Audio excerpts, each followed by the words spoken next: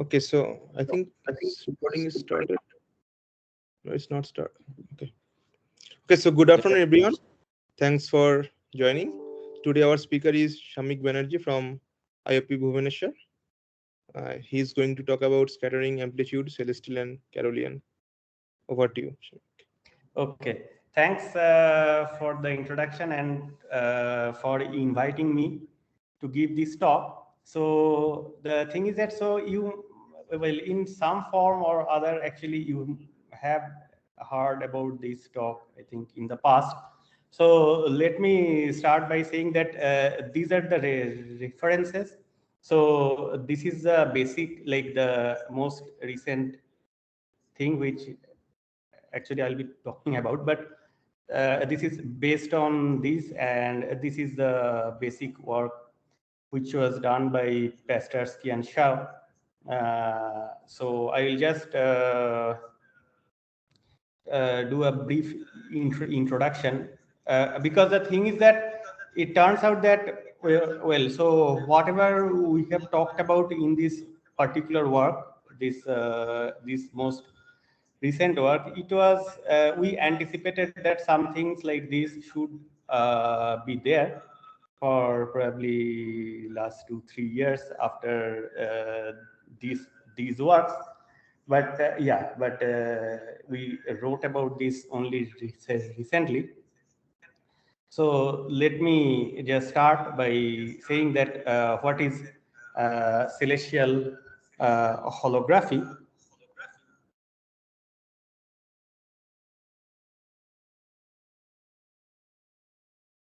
Okay, so it is about, so here we are talking about asymptotically flat space, or say Minkowski space, like this.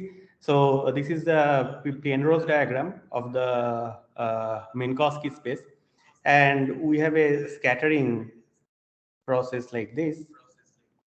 So I'm taking all particles as outgoing, and I will also talk about the massless scattering.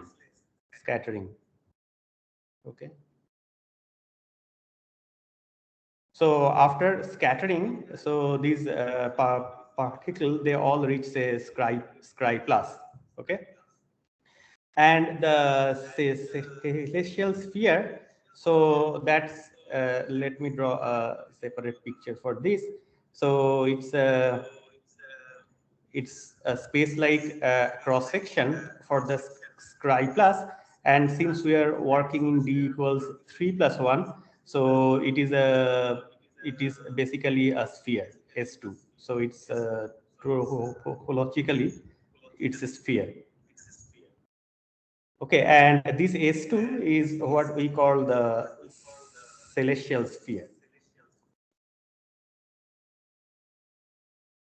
Okay, now the important point for our purpose is that we know that the SO3, 1 or the Lorentz group,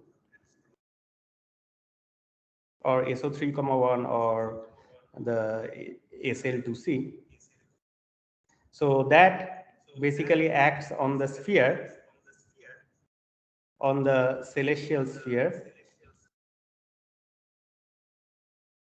as conformal transformations. Okay, so if I write this S2, okay, so basically the thing is that you can write the coordinates of the Minkowski space, like I can start with this, and then I can go to the polar coordinates.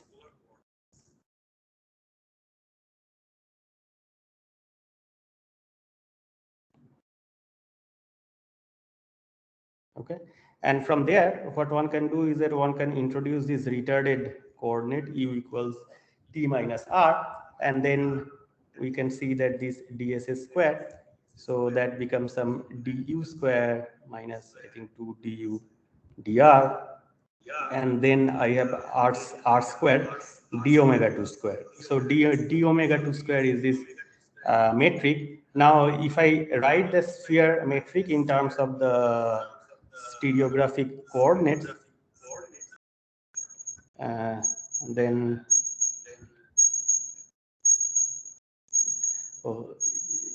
then this just becomes something like this: 1 plus zz bar whole square. Okay, so I have the z and z bar. They are complex conjugates of each other. And the statement is that the Sl2c, so that acts on z like az plus b by cz plus d. Okay, so where this ABCD, so that is an Sl2c matrix. Oh, I think there is an echo, right? Just a minute. Is it because of the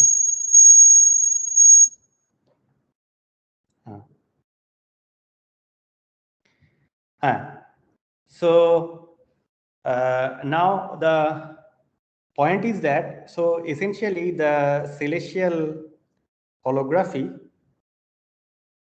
is a statement that there is a 2D CFT, okay, on the CS2, which is a celestial sphere, which computes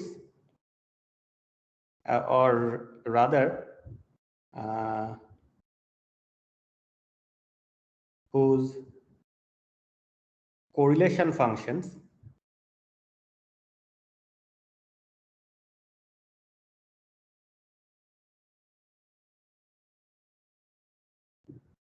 are the scattering amplitudes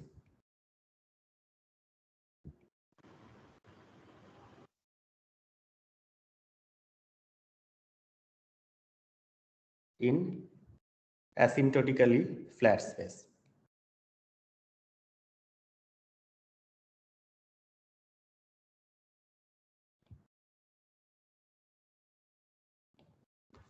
Okay.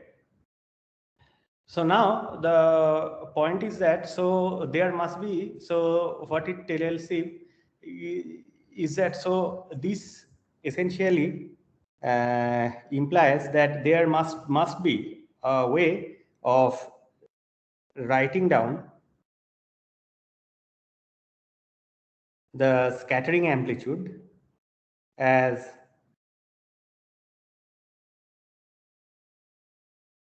CFT2 correlators. Okay, and this was actually done by Sl2c and Sl2c.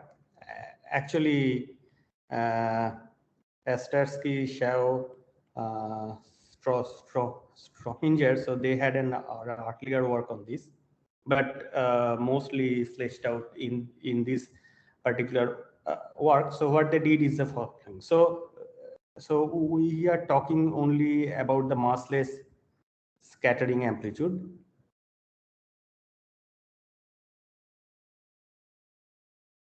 Okay, so I parameterize the momentum of the massless particle in this way.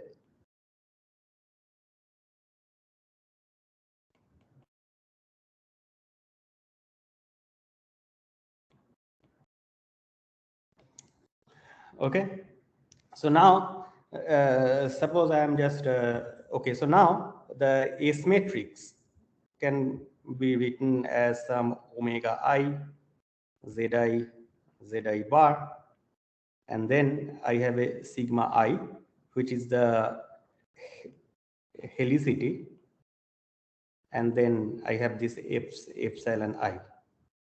Okay, now what is this epsilon I? So epsilon I is +1 for outgoing particle,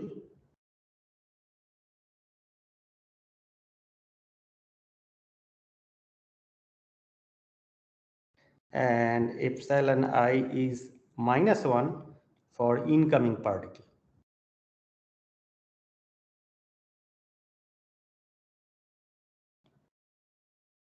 Okay, so now can I ask you a very basic question? So this is something that I've been confused about, and it's probably a stupid question. So the ZZ bar that you parameterize your P mu's, so the way that you presented the celestial sphere in the beginning was in terms of space, and now it seems like there is a Fourier version of that which corresponds to this ZZ bar that you've introduced here. Yeah, because the thing is that this ZZ bar, what it does is that if you look at this picture, so if you look at this particular picture, then what they are doing is that, so they are going through a particular point of the S2, which is at Scri plus.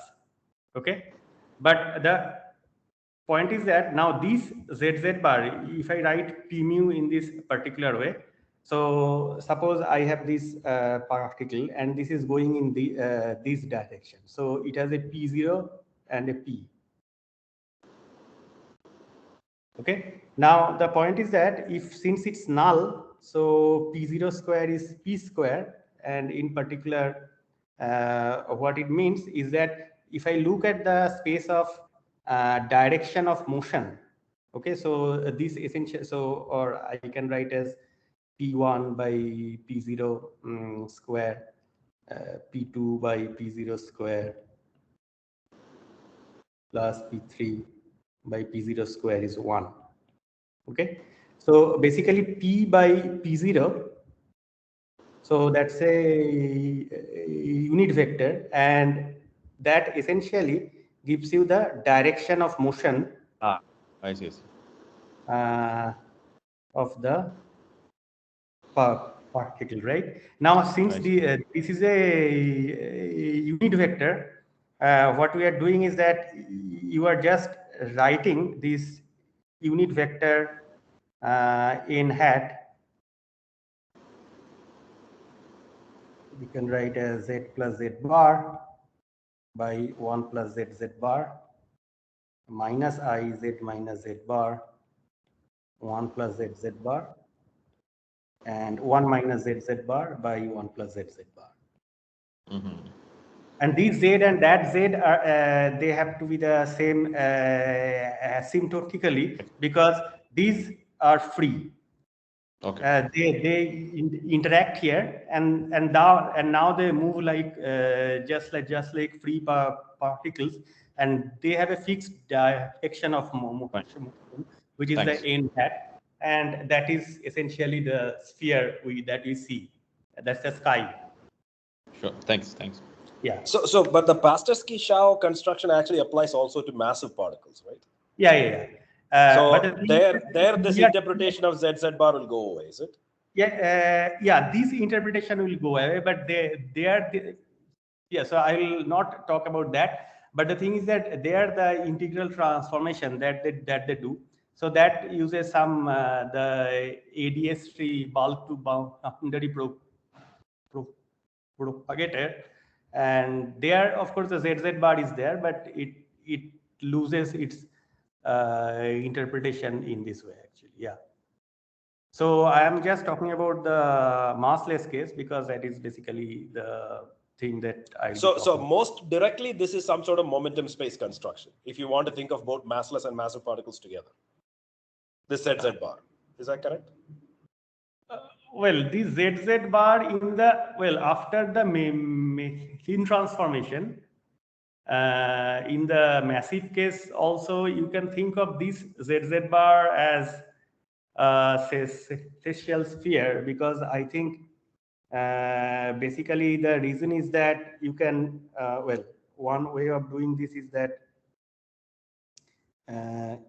you do this ADS3 slicing, okay, and then you use a bulk to boundary propagator, and then these points, these particular points, they have coordinates like ZZ bar.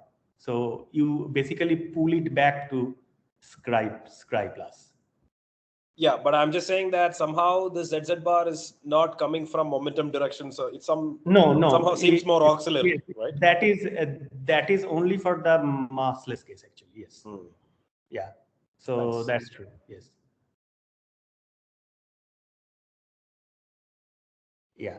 So this is the n hat. So now, so what is the construction? So the construction is this. So let me define this amplitude zi bar, hi bar, and this epsilon I. So that is defined as 0 to infinity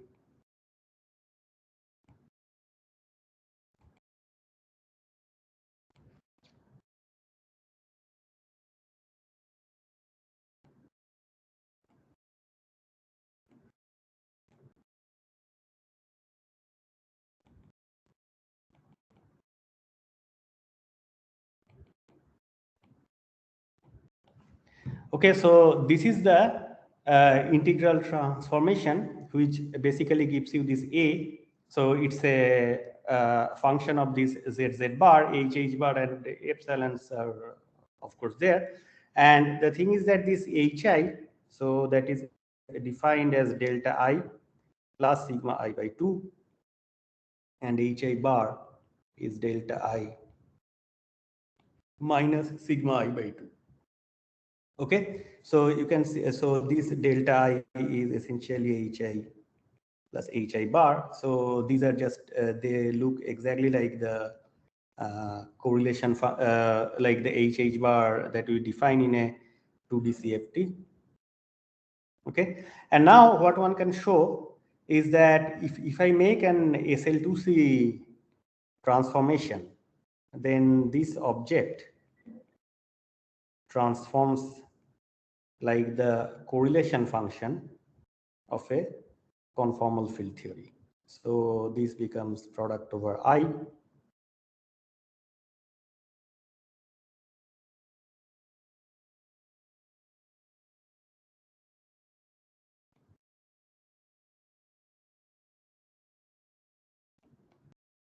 Into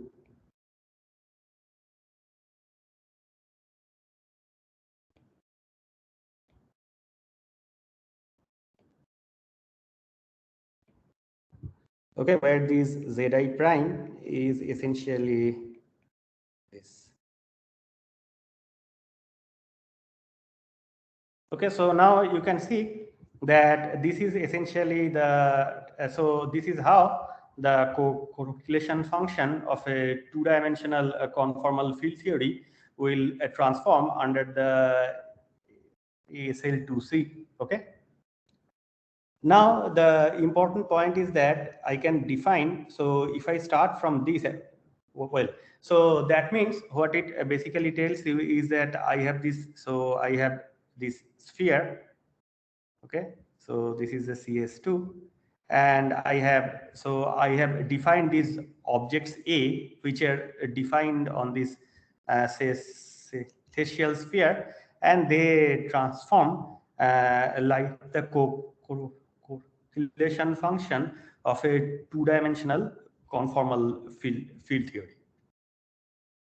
Okay, so now actually what one can do is that if you look basically, if you start basically from the representation theory of the Poincaré group, sorry.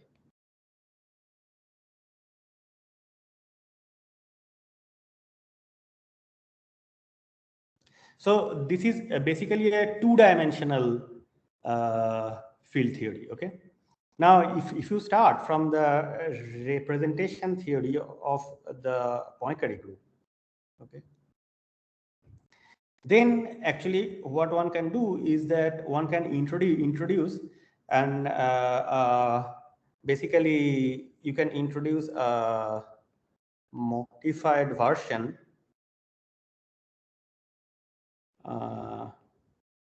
of the celestial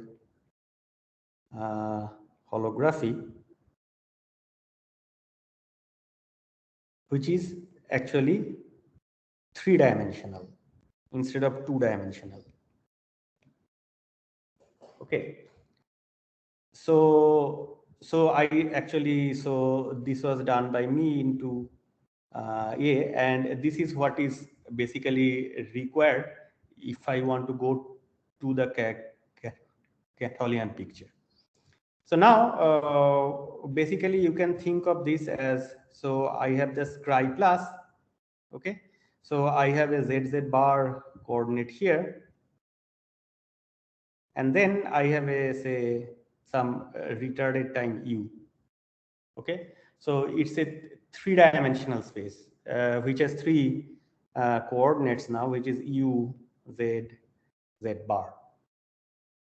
Okay, and how does one do that? So you can do all these things, and at the end of the day, so you can define what is called a modified Mellin transformation for the massless fields. So we don't know how to do it for the massive case, but at least for the massless case, this is what it is, okay? So how does it look like? So now I introduce this object.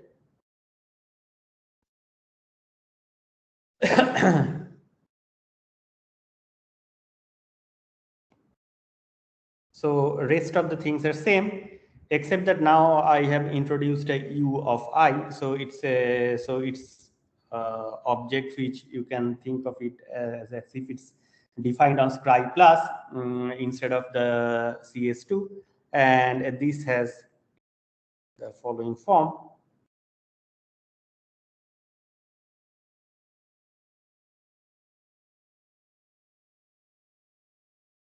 UI, and then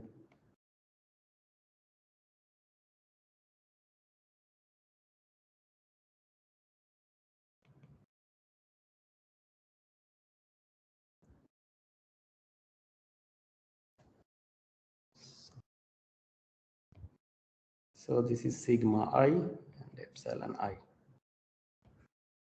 Okay, so now I have these additional phase factors. Okay, now what these phase factors do is that now if you do an Sl2c transformation, so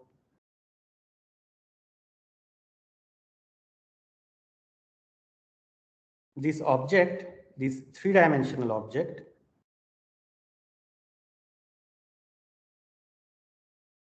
so H bar, they are all the same actually, except, well, so this object now transforms like this.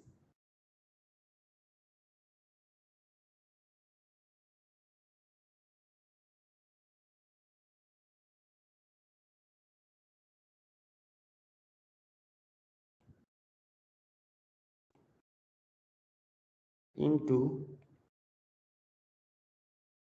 EY prime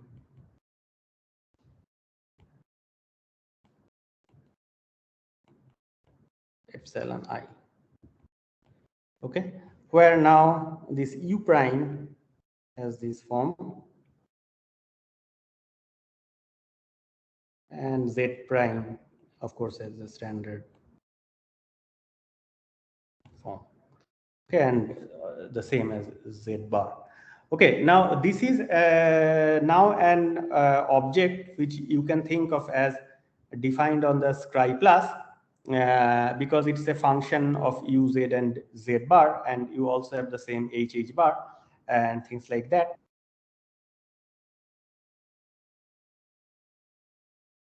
Transformation law.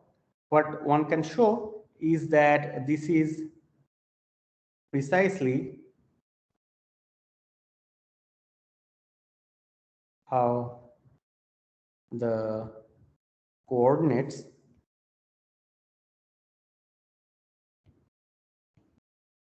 U, Z, Z bar. So U is T minus R, but now R is large because we are on Scry plus. How the coordinates of Scry plus transform under Lorentz transformation.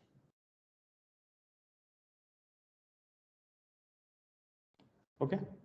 So U was introduced as just as a random parameter, right? At the level. Well, it looks random in this case, but I'll just make it more here actually. So just 5 minutes. Okay. Yeah, so I'll go into that. Okay, so this is an object which you can define. Now, what is this actually good for? The thing is that if you look at this transformation, this transformation, so this which is the two-dimensional thing. Now, this object is actually ill-defined if, for example, if I compute, say, for if for the S matrix, suppose I take the tree-level scattering amplitudes in GR. Okay, then you can see you can do this integral, and since this because of this integral over the energy, so these are all ill-defined because I have gravity here, and left hand side does not exist. Now the thing is that what one can show, I mean, this was actually we explicitly showed this in this particular paper, that instead of this, if I introduce this three-dimensional picture, okay, then it is finite. Okay, so if I have GR, say tree level, then this is finite. So that's one good thing about this. So in doing this, when you define U, are you giving a prescription also for how U transforms under Lorentz transformations? Do you have to give that as an extra thing, or does it somehow come out? No, it comes out of this actually. So yeah, so I will show you actually. Yeah, so I'll just tell you now. Yeah, so if you basically start from I mean, if you basically, I mean, that's how actually I did this thing. So if you start with the representation of the Poincare group on single particle states. Okay, so consider states like this. So these are P sigma, these are single particle states. And now if I write this using this particular parameterization, then I can write this as ZZ bar. I have omega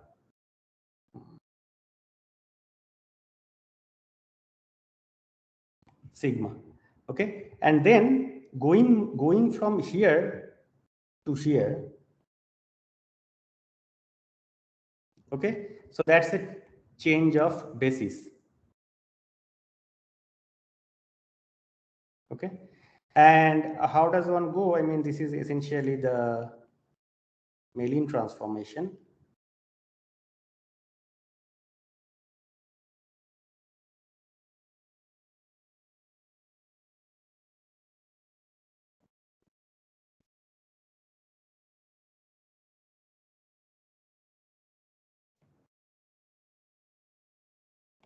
Okay. Okay, so these are single particle states, and one can show that these transforms what is called the unitary principal series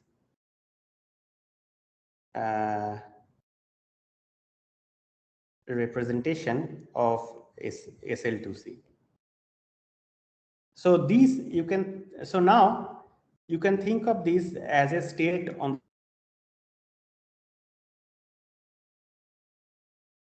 I know that I have an Hamiltonian in the picture.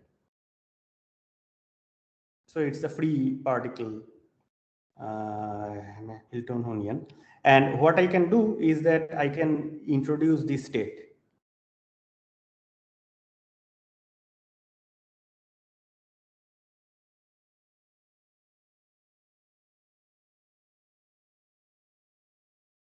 And this state is essentially what I call this. Okay, so this object, so this particular state which I have here, so that you get by time, by the standard translation. And this you can see that when this e to the power I hu, when this hits this CHEP, so that gives you this phase factor. Okay, here, which I have here. So now, so what we can see, so now if you have this, then you can just use the fact that u lambda inverse. Shamik, I mean, this H has to be the generator along the light cone Hamiltonian, or I mean, this you can take actually as P0 plus P3. So okay. Yeah. So you can either take it that way, or just you can take P0.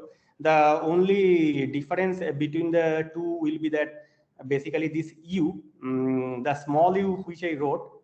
So just this is it. So this small u, that is essentially corresponds to P0 plus P3. Okay, and this big U, so that corresponds to the H, which is P0, and the relation between the two is that this small u, that is this capital U by 1 plus ZZ bar. Okay. So that is essentially the thing actually, but yeah, if I do it in this way, then it is just use. I can do it H P0 plus P3 U also, but H is just a change of E. Okay, so if I do now, the point is that this transformation of U, so how does that come from? So that actually is essentially comes from this relation that we know, the standard. So that actually tells me that how the state will transform. Okay, so this U transformation, this is not something which I put in by hand actually. So this comes from this, the standard fact that P's are 4 vectors. Okay, now if I do this, what I will get is But I guess the non-trivial fact there is that you have the freedom to introduce a one-parameter family of such states, right? I think there is when we did the you are just evolving them in time. Now we don't usually do it because this particular state which I have here, so that's not an eigenstate of H. So I understand that. I'm just saying that. Yeah. So my question is a non-trivial state, and you could have done the same here also, but well, you don't get right. I'm just saying that when we did the Mellin transform, the omega got somehow exchanged for the delta inside. Yes. So and then so this extra e to the epsilon, omega u I epsilon omega u that you did. That's so just that purely comes from the translation in time. So I'm just evolving these states in time. So and that gives me these phase factors. And that's it's a Heisenberg picture. Yeah, I think exactly. Is it Heisenberg or Schrodinger? So these are these states. Which we write as this Tx e to the power IHT acting on X. So no, I'm trying to connect it with so let's say if you are a conformal field theory or something, you can think about the fields, the states as being defined on some time slice, right? So but at the same time, when we talk about correlation functions and so on, like you're actually thinking about them in space time, right? So here, how should I think about it is what I'm a little bit confused about, because it seems like there's an so that comes from this here actually. So let me just write this thing down. So this the way this will transform is like this.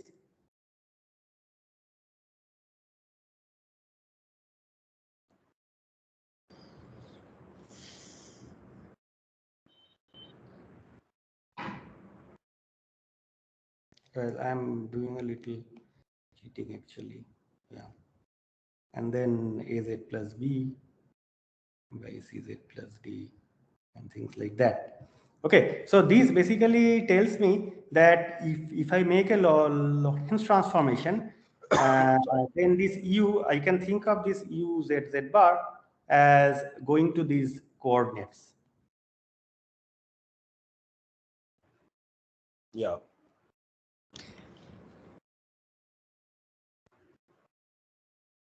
Okay.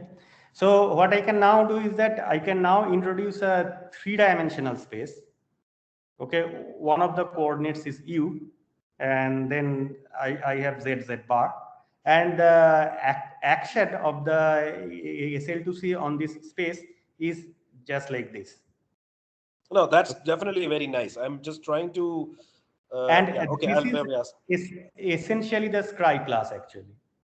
Yeah, I mean, if it is acting like this, then it is scribe plus. You can interpret it at least as scribe plus. Yes. Yeah, and the thing is that this comes out of, well, in a sense, this just comes out of the group theory. I mean, you can just do it in that way. Yeah. So, so let me ask you another question. So, yeah, go ahead. Maybe I'll ask it later. Go ahead.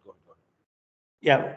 Okay. Yeah, you can just stop me anytime. Okay. So the Sl2c actually that now acts on this in this in this way, and this is essentially the how the uzz bar on scribe plus transform.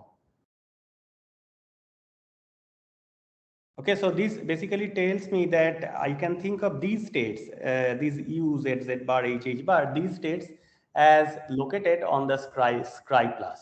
Okay, now I get a direction in u direction, which is the time or the retarded time. Okay, and that is now how does the space-time translation acts on this? So that of course we can find it out from here. So we can also again apply some e to the power ip dot a on this state, and what you can show is that the space-time, the global, the four-dimensional space-time translation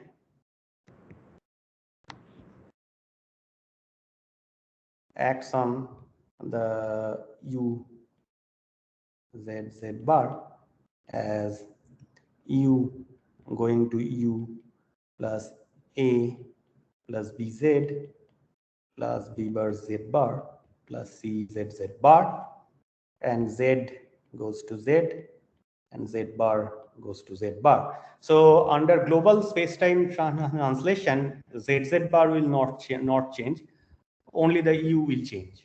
Okay, and this one can check is exactly how the global space-time translation actually acts on scribe class. So from this picture, what we get is that I can think of these states, okay, as located on scribe class. Okay, and the thing is that so now I can define a, so that means I basically I can think of a three-dimensional field theory in this u z z bar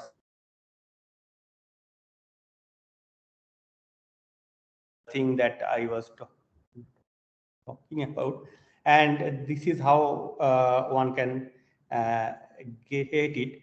So now let me show that what kind of theory it is actually. Okay, now in order to do that, so what we do is that we want to compute the transition amplitude. So this is just quantum mechanics, so just the free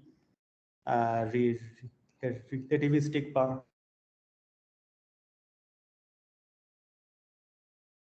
We compute this object, like, okay, so in usually we'll compute things like this. Okay, so that essentially tells me that I should compute things like this: z bar prime, h bar prime, and then I have u z bar h.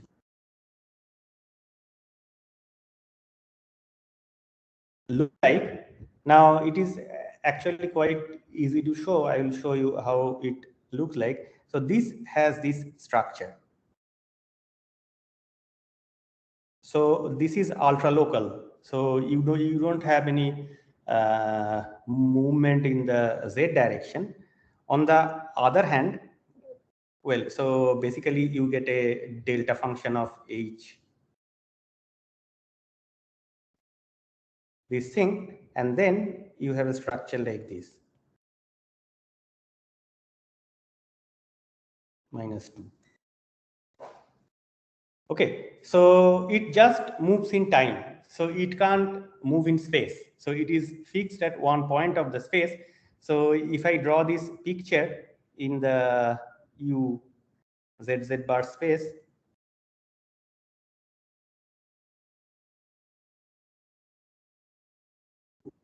suppose I have all these particles here, and they just move in space.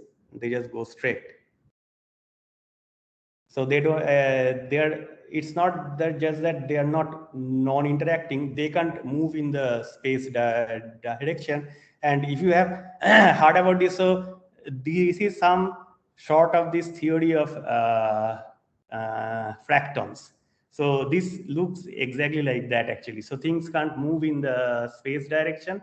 They just move in time. Okay. So no spatial movement. Now that has actually a very interesting consequence. Just to, I mean, this transition amplitude, I mean, basically you're evolving, I mean, like the definition of that transition amplitude is that you have that U, Z, Z state, and you're putting the Hamiltonian in between and taking a overlap, right? No, so this object is like Z prime, Z bar prime, and H bar, and then e to the power minus IH, U prime minus U, and then ZZ bar, HH bar. This is the overlap. Yeah, and the point is that this, so this basically tells me that this thing is actually ultra local. So this does not move in space direction.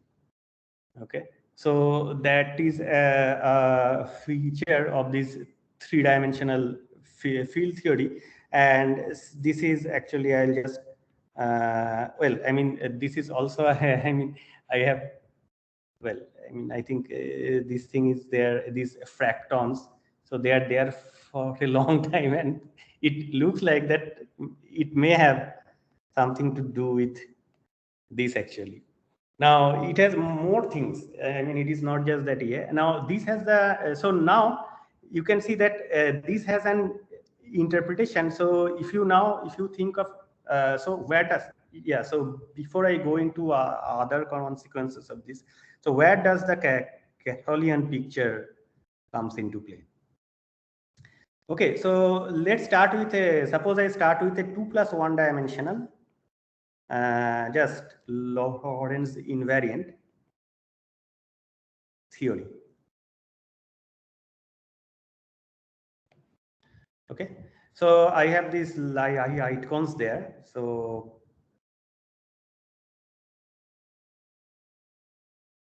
suppose this is let me call it U, and this is Z bar. Okay, and these are the icons. Now particles can move. Now the thing is that, so this delta function of Z minus Z prime, so this particular thing, that essentially tells me that somehow if I start from a 2 plus 1 dimensional Lorentz invariant field theory and shrink the light cone, okay, so I just like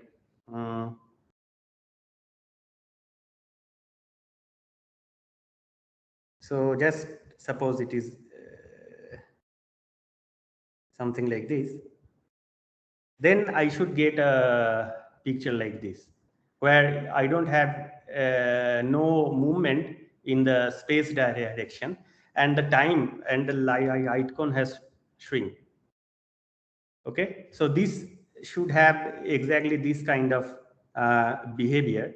So, or this is what we will call basically the C going to zero limit. Okay, and that is where we get this Carrollian field theory, and it is known that this conformal Carrollian group in 3 dimension, in 2 plus 1 dimension, is the same as the BMS4. Okay, so that's how these two things look like the same. Now I haven't talked about the BMS4. So now let me actually just tell you that what happens because of this, the fact that this is ultra local in the space direction. What does it imply? So what is conformal Carrollian? What does conformal Carrollian mean? Well, you also have the Sl2c. So it is just not just a Lorentz invariant field theory. You take a 2 plus 1 dimensional conformal field theory, and then you do Wigner contraction of that. So it's not okay. So it's not a contraction of Poincare. It's a contraction of the conformal group. 3-dimensional conformal group. Yes. Yeah, and that is so it has an infinite extension. You can do that, and that turns out to be the BMS4.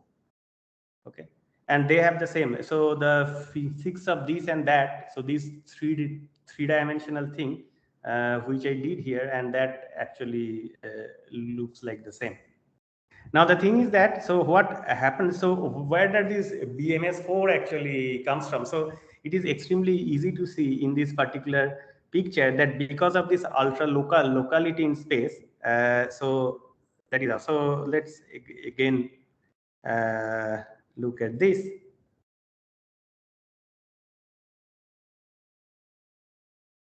Well, these are all, I mean, there are certain prefactors which don't matter.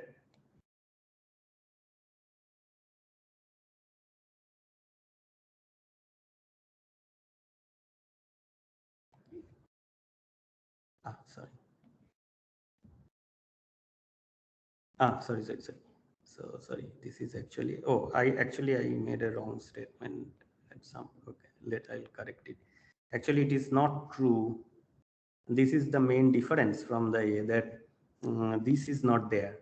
Okay, I'll come to that actually. I mean, that is actually one of the important points. So it is delta plus delta prime minus 2. So now the thing is that we can ask that if this object, this u prime, z bar prime, this thing, if this is invariant under space-time translation. So we know that the space-time translation has this form.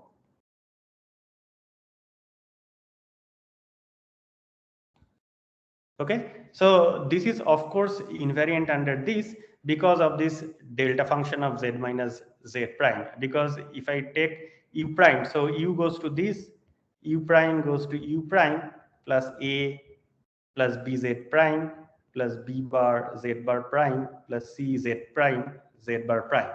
But the point is that u minus u prime does not change because of this fact that because I have a delta function of z minus z prime. But the thing is that it is, you can see that now because of this delta function of z minus z prime, this translation that can be any function of z bar. I mean, not just of this form actually. Okay, so I can translate this by this, and still it's and still this 2-point function will not change because of this fact that this there is a delta function of z minus z prime, and this is essentially what are called the super translations.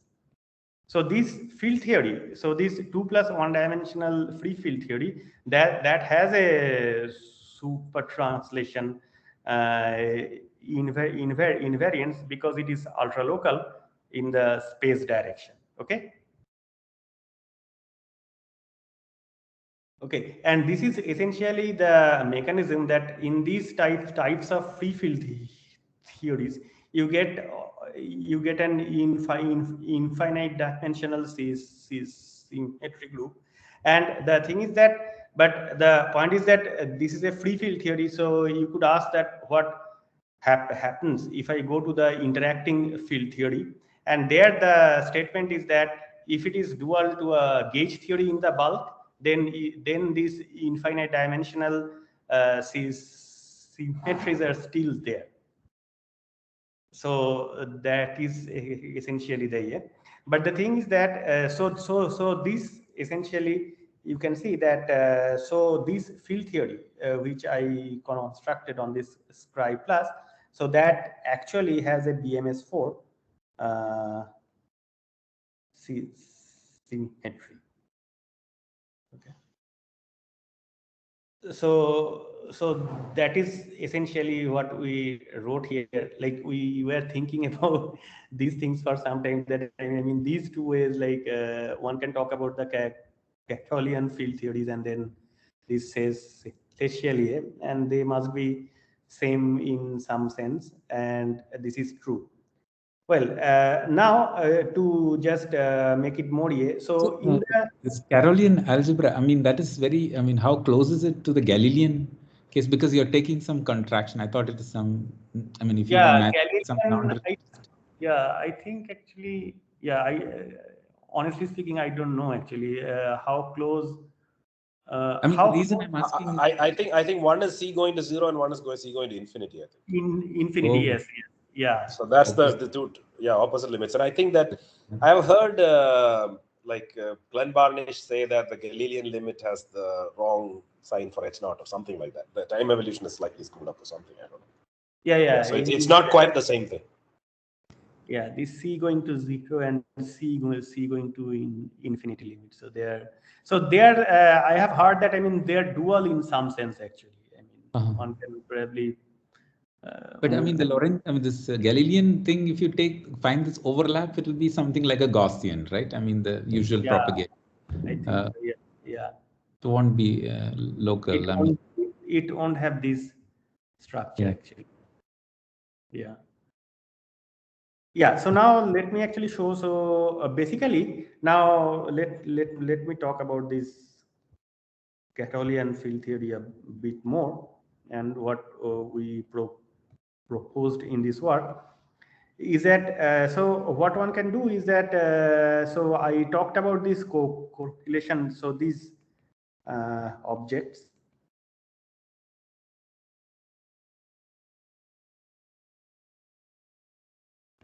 Okay. Now these actually one can think of it as correlation functions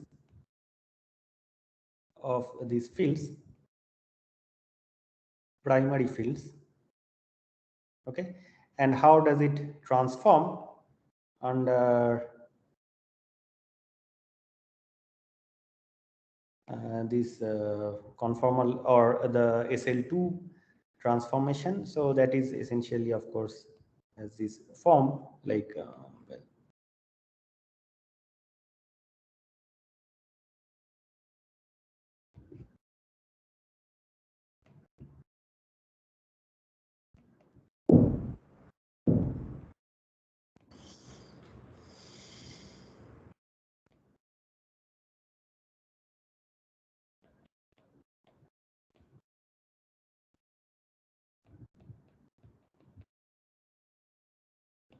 Okay, and the thing is that under space-time translation,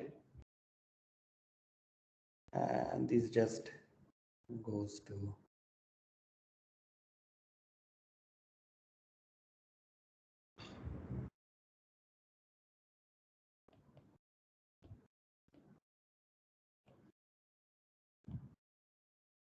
okay. So now suppose I compute this 2-point function. So this can be computed in the Carrollian theory. H prime, H bar prime.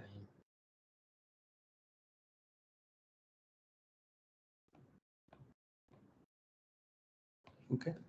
So now the point is that, so this 2-point function, so that is invariant under the global space-time translation. In particular, if I consider this transformation, okay, then that essentially gives me that this z del u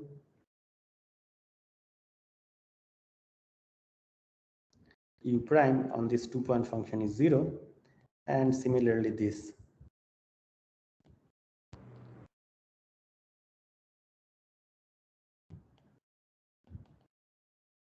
Okay. Now I also have the transformation where u goes to u plus some constant, and which tells me that del u plus del u prime acting on this 2-point function is 0. So basically, so these two equations reduces to this, which is z minus z prime times del u. 2-point function is 0, and the other is z bar minus z bar prime del u acting on this is 0. Now these has actually two kinds of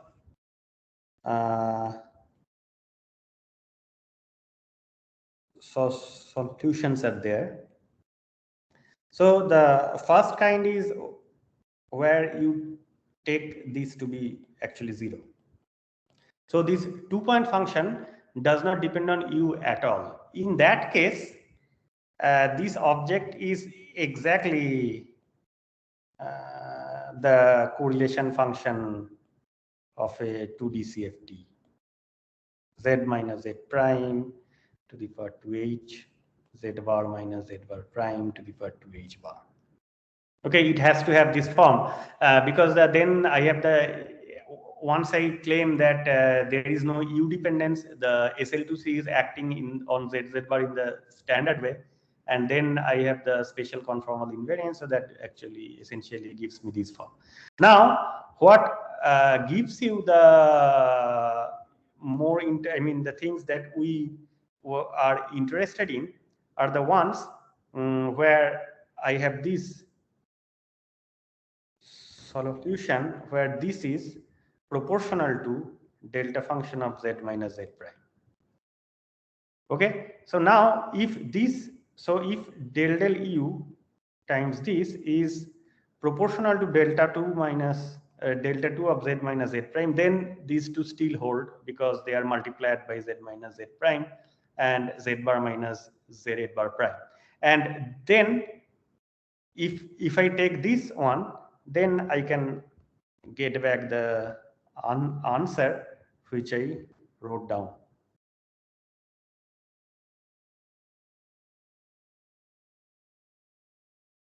Okay, and these correspond to the scatter. I mean, in some sense, well, it correspond to scattering amplitudes. So if this Carrollian field theory like has to describe some scattering process in the 4-dimensional bulk, then I have to take the U dependent solutions of this field theory, and so these are so these in a sense are correspond to scattering amplitudes in the bulk.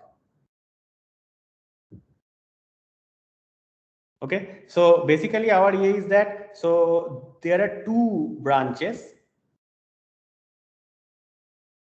One is just like CHEP-th, and the thing is that so far all like almost 99%, or well more than that, I mean they just focused on this particular branch, so they basically throw away the time. So I have the Carrollian field theory, but at the end of the day I am just basically looking at correlation functions which don't depend on time. But then I have a different branch which is the U dependent branch. And basically what we are trying to say in this recent work, that it is this U dependent branch, okay, so that essentially give are in a sense describing, I mean if it at all is dual to a 4-dimensional bulk, then it is essentially the U dependent branch which describes scattering amplitude in the bulk. So I have one question. Yeah, go ahead. So in the case of, for instance, CFT, you're probably able to fix 2 and 3-point functions this way, right? Yeah, 2, 3, yes. So my question is, in some sense, like for instance, one of the reasons why it's interesting to do that in the case of CFT is because CFT has a good notion of operator product expansion. So then you could say that the theory is in some sense, if you have 2-point function, 3-point function, and you believe in associativity, then the theory is completely defined. So here, for instance, is there a notion of operator product expansion? Yes, of course. So that's well, I mean that's essentially so that's the spatial holographies, right? So here the right. But I mean what I've seen there is basically this collinear limit where there is no radius, but that's I think also in the 2D kind of context, right? You also have a U coordinate here. No, that's fine. You can also do it with U. Okay, so is there a in fact the point is that, as I have said, that in GR this 2-dimensional picture does not really work. Yeah, so that's precisely my concern in some sense. So in the discussions of the celestial holography that I have seen, the notion of OPE is sort of, I have no idea what is going on there. So and why are you saying that? Because is there a notion of convergence? Yeah, it does converge actually.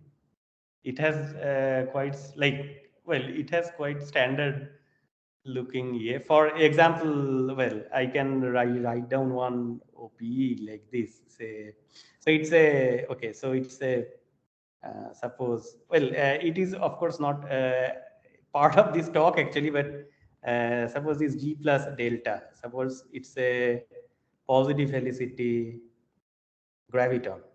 Okay. And then I can construct this OPE.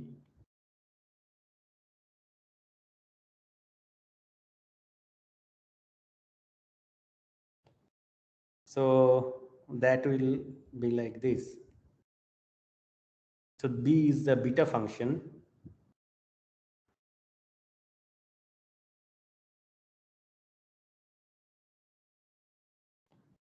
So the radius of convergence is as usual in the case of CFT. Is that what you're saying?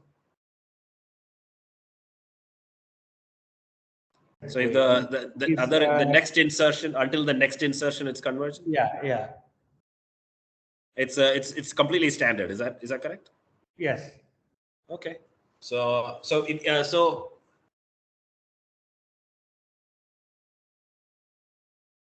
Yeah. Like you have other terms, so you have an infinite number of descendants also, like those terms.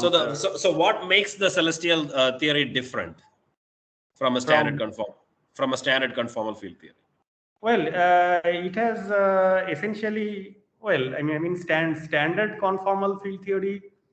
There are many differences. First of all, this delta, which you are they are seeing, probably not unitary. So that is continuous. Mm-hmm. Okay. And secondly, it has an infinite number. Basically it has an infinite. In fact, so far no one has actually, from scattering amplitude, no one has shown the BMS4. What has been shown is essentially this Sl2c algebra. So it is actually basically, it is not it is called celestial CHEP-th. So my question in some sense is this. So is there how do you so if you have 2-point functions, 3-point functions, and OPE and associativity, the CFT is a completely well defined thing, at least in Euclidean signature, right? So what is the definition of the celestial theory? So this is here actually I want to make one comment, which is that the 2-point function and the 3-point function, so they don't have exactly the standard conformal field theory form.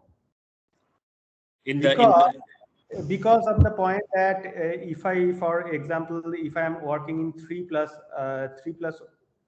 1 dimension, okay, then essentially the 3-point function will be 0.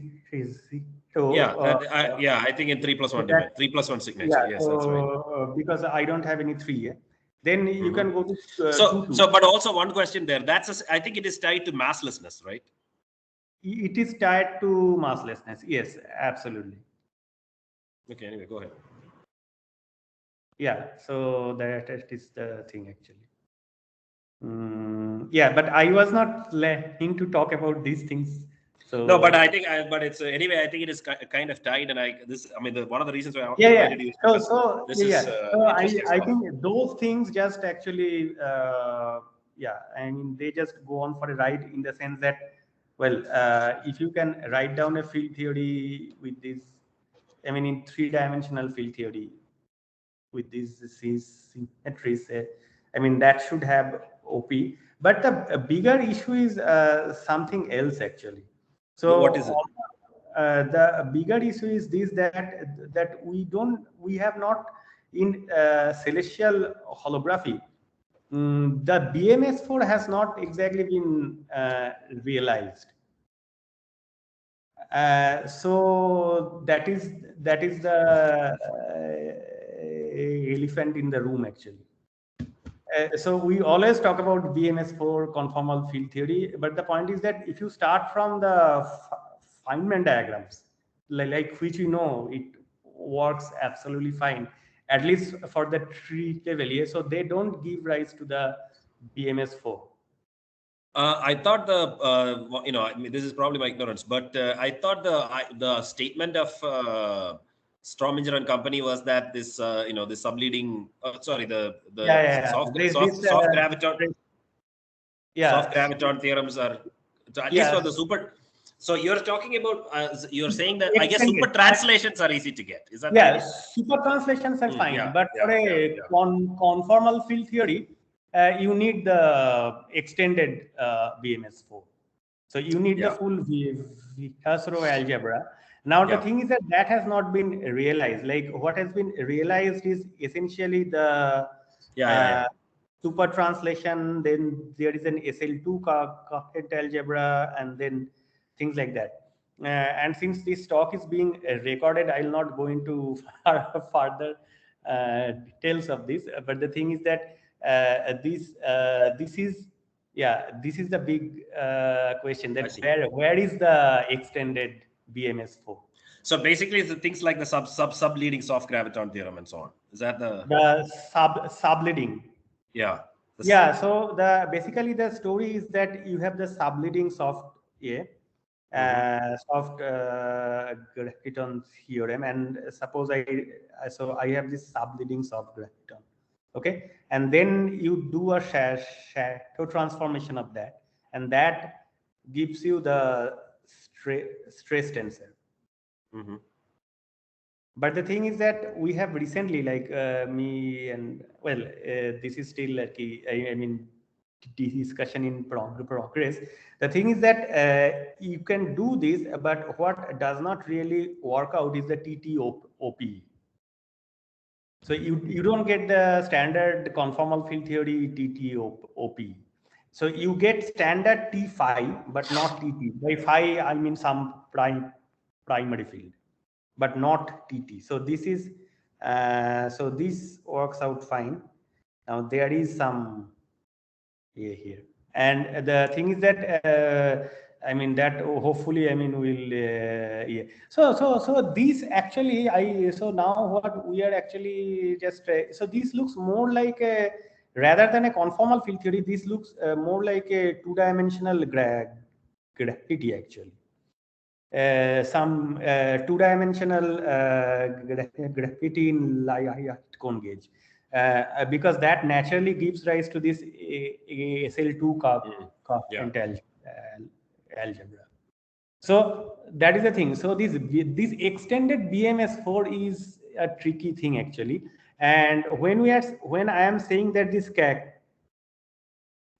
Carrollian thing is the same as the CHEP-th, so there is this thing that, well, in the CHEP picture, we still do not understand what is happening to the BMS4 in the because in the OP, if we compute this OP, this G plus, and if I look at the descendants, what I get are essentially the descendants of the super translation and the Sl2, but not super translation and the Husserl algebra.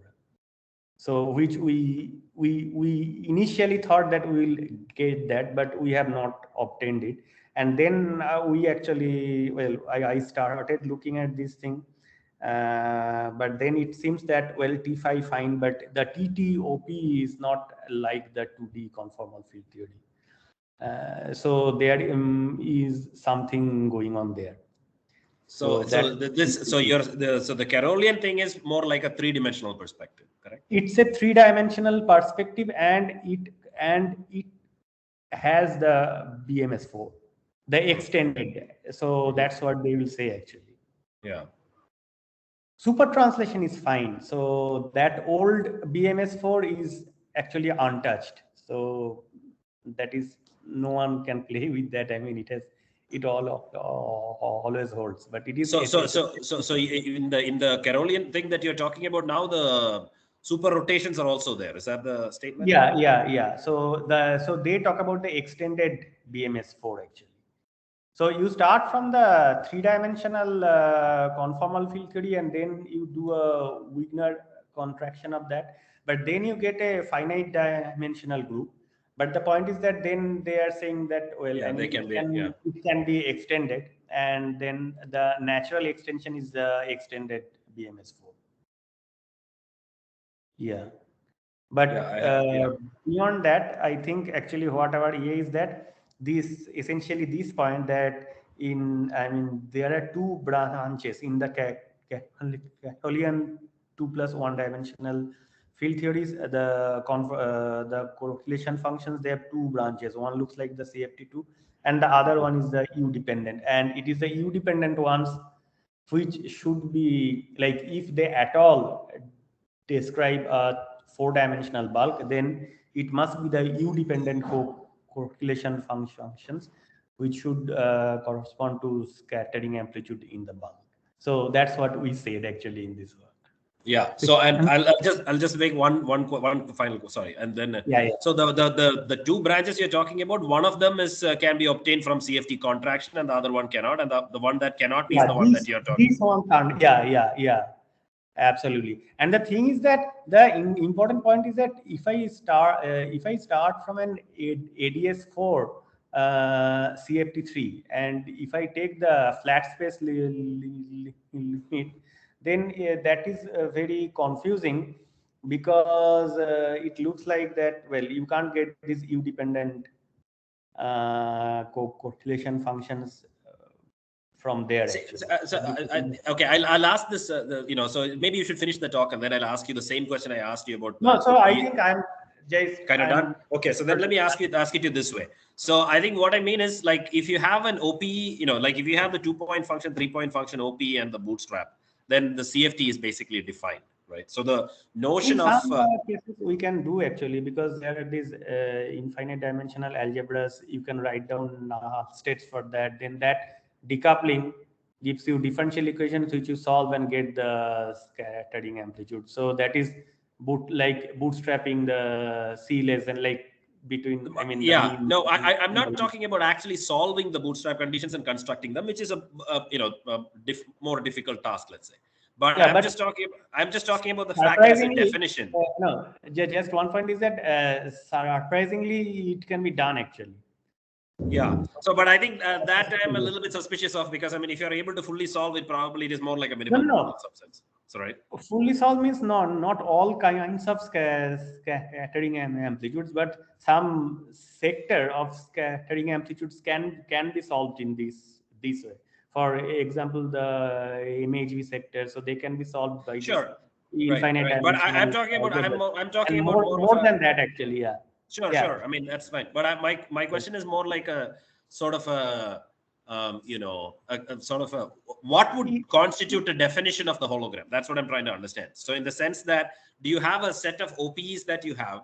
And because also one issue is that typically when we define conformal field theory, we are working always in Euclidean signature, right? And you can define the theory and then we quote it, etc. But somehow this is more like you're trying to do a definition of the theory directly it's not clearly because of the null directions, etc. It's not like a Lorentzian signature, but it's more similar to Lorentzian signature, I would say. So then it becomes a little confusing what exactly one means by OPE convergence and so on and so forth. That's the reason why I'm, so like for instance, yeah, I think we don't have an abstract proof that the OPE will converge and things like that. But the thing is that you can do it using the symmetry algebra. You can get the OP, and then the same OP you can get from the scattering amplitudes, which we know actually. So in that sense, they match. And yeah, but also there is a question of what are the fields that will show up in the spectrum, right? Like for instance, if you're computing, one of the reasons why I believe that Bootstrap is a good idea is because even if you take the 4-point function in scalars and if that solves it, you basically can see probably everything is the idea. So in some sense, here is there a statement like that? It's also another question. No, in this case, that's not a question, because the scale dimension of the field, like this phi HH bar, so phi delta is up to me to choose actually. Sure, that's exactly the issue in some sense, right? I mean, so what constitutes the spectrum? Why is it not an issue? Because you need to know what the spectrum is, right? Otherwise, how are you defining your theory? The spectrum, well, I know that what the spectrum is. It is like, say, delta, well, say it has this form, say 1 plus I lambda with lambda real. Right. Okay. But what are the choices of lambda in your theory is the question. Yeah, but then also I have these other ones. Sure. Those are more like currents, I guess. Yeah, the soft here actually, the soft currents, yeah. So that is in the spectrum, so that we know. So we don't have to know what delta is, at least I think at this stage, yeah. I mean, these delta, but it's still in a somewhat here, but this is good enough for lots of things actually. So yeah, I mean, right. I mean, what you're saying is lambda can be arbitrary, but I'm saying that typically in at least in a conformal field theory, like there will be constraints on what lambdas will show up. Set of lambdas that show into the theory are what is kind of given by Bootstrap, let's say, or something like that. So, but here, suppose I have C greater than 1. Right. No, I'm talking even in higher dimensions. I'm talking even in higher dimension, but I am talking about 2-dimensional conformal field theories where the spectrum of the dimension, say I mean the free scalar field theory, I can construct e to the power I alpha x with any alpha, and that's good here actually. Right. Yeah. So you are talking about theories with discrete spectrum and no. Like I'm just trying to understand. See, when we have ADS-CFT, we have a notion of what the hologram is. We have a notion of what a conformal field theory is. Here, I'm trying to understand, like at least in Euclidean signature, we know a conformal field theory. Well, we can define it. Even if you don't know how to solve it, you don't have to give a Lagrangian or anything. You can define it in terms of a few sets of principles. So here I am trying to see what would constitute such a thing. That's what I'm trying to understand. So like operator spectrum, I think it's not an that suppose for the timing we know what the operator spectrum is. It is the coefficient, basically the OP coefficient, which we have to know. So those are the things that we need to know. Right. So in the case, but here you said that the 3-point function is vanishing, right? So at least in the 3+1 signature, but I guess that's the reason why I think massive particles may be important. Yeah, massive particles are important, of course, but the thing is that also there is a way of getting non-zero. I mean, just a CFT2 like 3-point function, and the other point is that you can work in 2,2 signature, and things seem to work out like better, way easier. So as I am saying, like, I mean, there is no rigorous proof of, in the thing that you were asking. But if you no, I'm not asking for a proof at all. I'm not asking for a proof at all. I am just trying to understand what is what would what would be the analog of a CFT? Do we have maybe the answer is that there isn't a completely precise notion of what the holographic dual or flat space in any sense is. That might be the answer, but I'm trying to understand what is the level at which progress has been made. For instance, 2-point function, 3-point function, OPE, and bootstrap together with the delta I and CIJK is a consistent choice of delta I and CIJK gives me a definition of a CFT, right? Yeah. So I'm trying to see, is there such a place where we know we scored in flat space holography? That's what I'm trying to understand. So of course, after that, maybe there are further constraints like large central charge, all of that, etc. No, that thing is fine. But the CIJK, those are not. So, well, I mean, CIJK we know in some cases. Yeah. So So I guess that's the. So for instance, in some sense, if your 3-point function is 0, CIJK almost automatically becomes 0 in some way. So it's not. Yeah. No, So, it's not 0, but it is not 0 in the sense you can work in the 2.2, 2,2 signature, yes. And that makes sense from the scattering amplitude. For example, this BCFW, say, like they finally reduce everything to the 3-point function, but that is only defined in 2,2 signature or with complex momenta. So that's whichever you want to do actually. Yeah. So it is not as straightforward, I guess.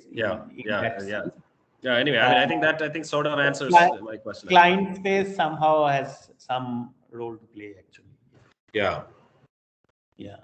So, but the thing is that actually things work out in that way. I mean, that's what I will say. At least the tree level scattering amplitude show that these things are fine.